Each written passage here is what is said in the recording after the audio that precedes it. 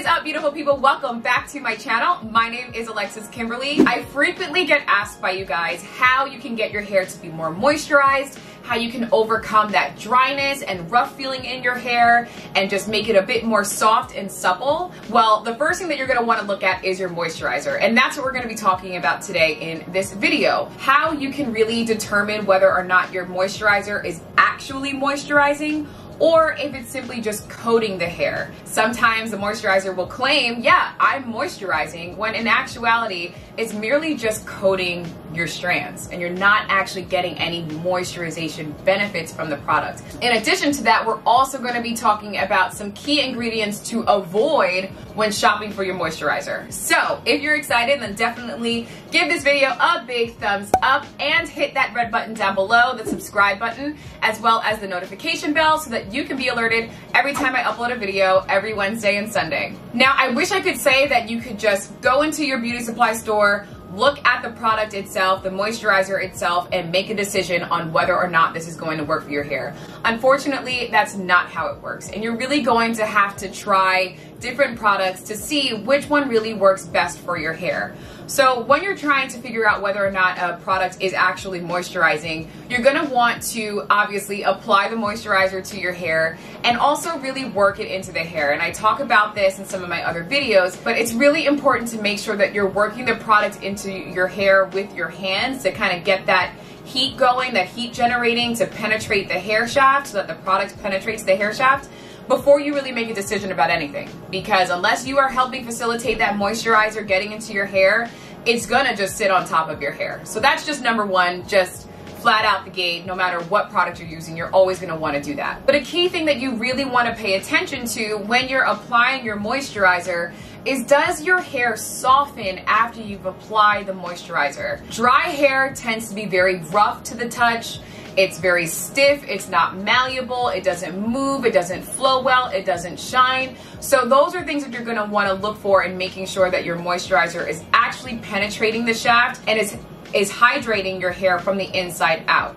And that can be kind of difficult to know, right? Because 4C hair or even texlaxed hair is rough to the touch naturally because we've just got all that texture going on. But the real key difference is being able to feel that your hair is movable. When you're able to like hold a strand out and it don't move, that hair is just coated, honey. That hair is just coated with some oils that's, you know, making the hair shiny, but there's actually no hydration going on inside the hair shaft. So that's one thing that you want to pay attention to. The next thing you want to pay attention to is whether or not your hair feels greasy to the touch. And greasy is different from moisturized, okay? And you need to understand the difference in that feeling. Greasy feels like a filmy texture in between your fingertips. That's not what you want. That means that the oils and gunk that's going on in your moisturizer is merely just sitting on top of your hair and is not actually being absorbed into the hair. A moisturized feeling feels supple. It feels soft, kind of like with textured hair, it kind of feels like a pillow, like it's just soft, and when you scrunch it, it kind of like a Tempur-Pedic mattress, like it kind of puffs back out again. It's supple. It's just a much more hydrating feeling. It doesn't have that same nasty filmy slip that you get with these cheaper moisturizers. And then another good indicator for me when I'm shopping, if I'm able to actually like twist the top off and just kind of look at what the consistency looks like, ask yourself if that moisturizer is runny, because really a butter-based moisturizer, at least in my experience, is a great foundation for your moisturization routine, for your moisture routine, because that thick consistency is what's really gonna coat the hair, and you don't have to use a whole lot. Like, I use it very minimally and I build up depending on how dry my hair is. But having that butter-based moisturizer is really going to give you that foundation that you need. A runny moisturizer means that it's loaded with a lot of oils and probably synthetic materials, synthetic ingredients that are going into there that is giving you a slip and is making you think that, you know, it's assisting with detangling and things like that. But it's not actually penetrating the hair. So you want to be able to detect the difference, because those oils that you find in those really cheap products that are kind of runny, I'm just immediately thinking about pink lotion. Like, that was everyone's favorite moisturizer until we realize, wait a minute, this is actually trash.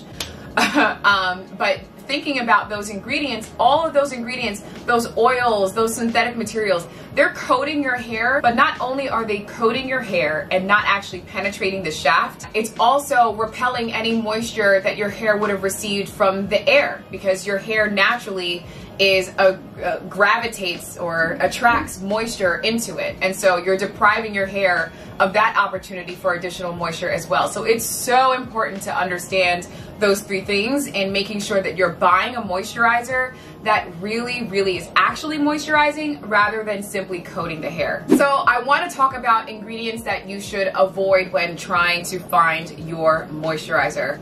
Petroleum, Petrolatum, and mineral oil. And I'm going to cluster those because those are all like filler ingredients. Ingredients that you will frequently find in some cheaper quality, lower quality moisturizers because they add bulk to the moisturizer, they add texture to the product. So a lot of companies will use those filler ingredients to kind of dilute all of the really good ingredients that are actually in there, but you're just coating your hair with totally invaluable ingredients that just coat the hair, don't penetrate, don't add any value, and really are just diluting the little few good ingredients that are actually in the product. So you want to stay away from those. Alright, so the next thing that you're going to want to avoid are alcohols. And not all alcohols are bad, but generally alcohols have the tendency to be very drying on the hair. So if you see an ingredient that says isopropyl alcohol, what does that sound like? Sound familiar? AKA rubbing alcohol. Yes, those can be included in your hair products. You're going to want to avoid that because it's going to be super drying on the hair. In addition to that, ethanol alcohol, propyl alcohol, propanol alcohol, those are all alcohols that tend to be very drying on the hair, so you want to avoid that. Now, alcohols that start with a C or an S typically are actually pretty good for your hair. They don't have the same drying effects that isopropyl alcohol does or other short chain alcohols, but these alcohols actually assist the hair in absorbing moisture. So that's a good thing. So you've got like your Cetyl alcohol, your Stearyl alcohol, Cetearyl alcohol. Those are all alcohols that if it's included in your moisturizer, it's not the worst thing in the world, and it actually has some benefits because it helps your hair absorb and retain the moisture. In addition to alcohol, you want to avoid parabens. Parabens have actually been linked to a number of diseases, cancer, reproductive issues, a number of things, so we really don't want to include that in any aspect of our life, but especially our hair products that we use every day. It also can be very irritating on the scalp, so it's just an ingredient that you don't need. Again, it's another type of filler ingredient. It's actually a preservative. It's meant to, you know, prevent bacteria from forming in your moisturizers and just prolong the shelf life of the product, but you really want to avoid that for all of those reasons, as well as synthetic fragrances. Now, I'm not talking about the natural odor that comes out of a shea butter. Like, shea butter has its own scent, but it's not a fragrance that's being added to that product. That's just the natural scent of that butter or natural scent of that essential oil. So I'm not talking about that. I'm talking about synthetic fragrances where it's like you open the jar and you're like, this came from a factory. This did not come from the earth. This is not a natural smelling fragrance. And those are called synthetic fragrances. And honestly, it's just a combination of chemicals that we don't need in our life. It's just a bunch of chemicals that we're inhaling and that our body is inhaling and consuming. And they don't obviously help in moisturizing your hair. So that's definitely something that we can leave off pretty comfortably and not have to sacrifice at all. So I hope that that makes shopping for your moisturizer a bit easier for you. It gives you some guidelines on things to avoid. And then also now you know how to detect whether or not your moisturizer is actually moisturizing or simply coating the hair. If you like this video, then definitely give it a big thumbs up. It helps my channel. It helps me reach more people. Also, hit that red button down below to subscribe to my channel for more videos just like this one. And until next time, guys, I will see you all in my next video. Bye, guys.